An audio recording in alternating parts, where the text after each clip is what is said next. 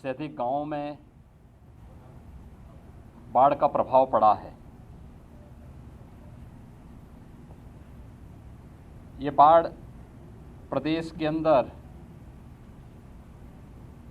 हुई बरसात से कम राजस्थान, मध्य प्रदेश में और हरियाणा से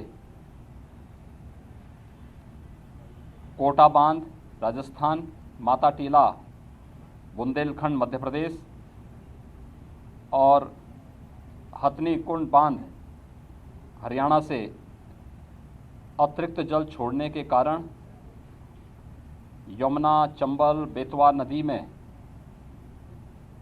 अत्यधिक जल प्रवाह के कारण बाढ़ से लगभग 24 जनपद प्रदेश के अंदर प्रभावित हुए हैं, जिनमें 600 से अधिक गांवों पर इसका असर पड़ा है। मैंने इन जनपदों की व्यापक वहां पर निरीक्षण भी किया है और बाढ़ प्रभावित क्षेत्रों की समीक्षा भी की है।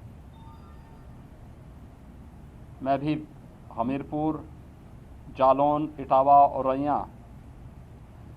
होकर के आया। कल मैं वाराणसी में था। वाराणसी से कल मैंने चंदौली, मिर्ज़ापुर, भदोई इन जनपदों के भी बाढ़ राहत कार्यों की समीक्षा की।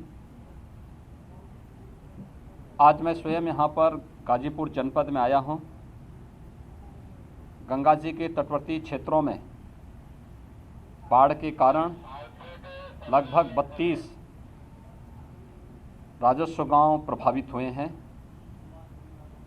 लगभग 1.5 लाख की आबादी कम और ज़्यादा इससे प्रभावित हुई है। मैंने अभी बाढ़ पीड़ितों को दी जाने वाली राहत सामग्री का भी निरीक्षण किया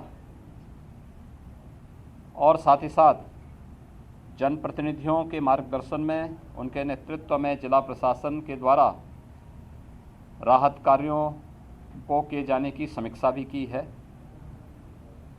युद्ध स्तर पर कार्य चल रहे हैं। हर प्रभावित गांव में नाव या फिर एसडीआरएफ, एनडीआरएफ या पीएसी की फ्लड यूनिट को लगाने की कार्रवाई पूरी की जा चुकी है। युद्ध स्तर पर राहत कार्य चल रहे हैं। कुछ परिवारों को जहां पर जिनके घरों में पानी घुस चुका है, उन्हें सुरक्षित राहत शिविरों में लाकर के उनके लिए उस प्रकार की राहत सामग्री के साथ साथ फूड पैकेट के वितरण की कार्रवाई भी संपन्न हो रही है। जिला प्रशासन को स्पष्ट निर्देश दिए गए हैं कि हर एक प्रभावित गांव के लिए एक नोडल अधिकारी की तैनाती जो पहले से है उसका और पुख्ता किए जाने की आवश्यकता है। राहत सामग्री पर्याप्त मात्रा में वितरित किए जाने की आवश्यकता है और समय पर किए जाने की आवश्यकता है। इसके अलावा इस बात को ध्यान में रखने की आवश्यकता है कि नदी रात्रि से स्थिर है और अब धीरे धीरे करके पानी घटता हुआ दिखाई दे रहा है। इस समय सतर्कता बरतने की आवश्यकता है।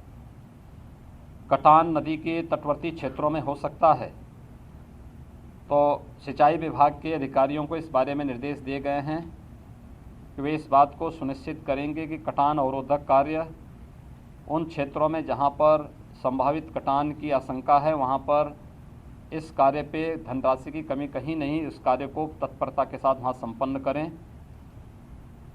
जनप्रतिनिधि राहत कार्यों के साथ बढ़ चढ़ करके भाग ले रहे हैं।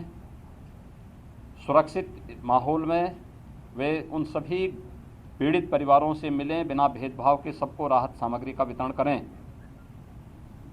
पुलिस विभाग से निरंतर पेट्रोलिंग करने, राहत शिविरों में रहने वाली महिलाओं और बालिकाओं की सुरक्षा के लिए महिला आरक्षियों की तैनाती करने, स्वास्थ्य विभाग और पशुपालन विभाग को भी इन सब कार्यों के साथ जुड़ने के लिए कहा गया है और वे सभी युद्ध स्तर पर स्वास्थ्य विभाग से न केवल मेडिकल की टीम हर प्रभावित गांवों में और शिविरों में तैनात करने के लिए निर्देश दिए गए हैं, बल्कि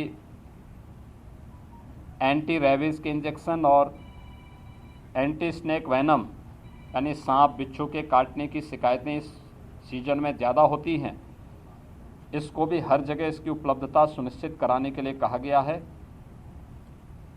पशुपालन विभाग से पशुओं के उपचार और उनके लिए चारे की व्यवस्था के लिए भी कहा गया है। ये सभी कार्य युद्ध स्तर पर चल रहे हैं। जिन 32 राजस्व गांवों में बाढ़ का प्रभाव देखने को मिला है, उन पर युद्ध स्तर पर लग कर के अगले 24 घंटे के अंदर उन सभी पीड़ित परिवारों को राहत उपलब्ध कराने के लिए निर्देश दिए गए हैं।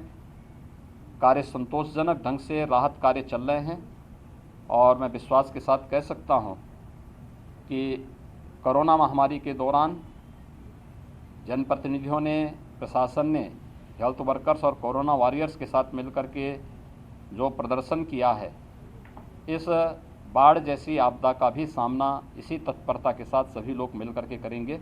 बहुत बहुत धन्यवाद। नमस्कार, मैं हूं मानक गुप्ता। अगर आपको हमारा ये वीडियो पसंद आया हो तो इसे लाइक और शेयर जरूर करें और हाँ, हमें सब्सक्राइब और फॉलो करना ना भूलें ताकि आप देश और दुनिया की कोई खबर मिस ना करें। तो जुड़े रहिए हमारे साथ और देखते रहिए News 24।